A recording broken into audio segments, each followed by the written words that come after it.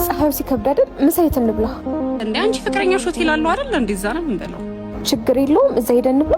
አዎ ነይ እንሂድ። ወይኔ ጉዴ! አተምሮነ ነው ፍቅረኛ ከጓደኛዋ ጋር መታ ነው። ትምጣ። አንተ ምን አስደበቀ? እናንተ አልገባችሁም። የካፌው ባለቤት ነኝ ብያታለሁ። መጀመሪያ ቆይ ማንቀባጥራል። አረ በእናትህ ቢኒ ሂድና አስተናግዳቸው። ያንተ ቦታ እኮ ነው። እኔ ምን አገባኝ? በእናትህ እኔ አንተ ጊዜ እንደዚህ ነኝ። መጀመሪያ ማን ያላቀመ ተንጠራራለ። እኛን አታየን? አንቺ ደግሞ በዚህ ሰዓት እንደዚህ ነገር ታወሪያለሽ? አቤት ምን ልታዘዝ? አንተ ማን ፈልገህ? ሂድ ባለቤቱን ጥራው። አዎ መኩን ጥራለን። እሺ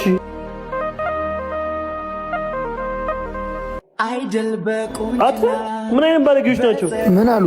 ኧረ ቦሱን ጥራው እያሉ ነው። ራስ እንደቀባጠር ፊትና ተወጣቸው። ማን ቀባጠር ብሎኝ ነው? በእናትህ ፀጉሬ አሪፍ ነው። ኧረ እሱ አሪፍ ነው።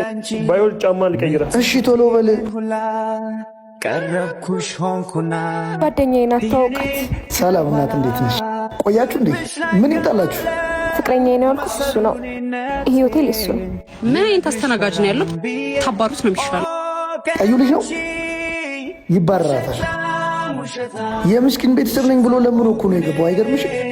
በስራ ሰዓት ከከስተመር ጋር ምን እያደረክ ነው? አረ ቤተሰቦች ናቸው። ምን ማለት ነው? ምንድን ነው እሱ? የቤታችን አስተናጋጅ ነው። በጣም ይቅርታ እሺ። ከአንተ ጋር ውስጥ እናወራለና።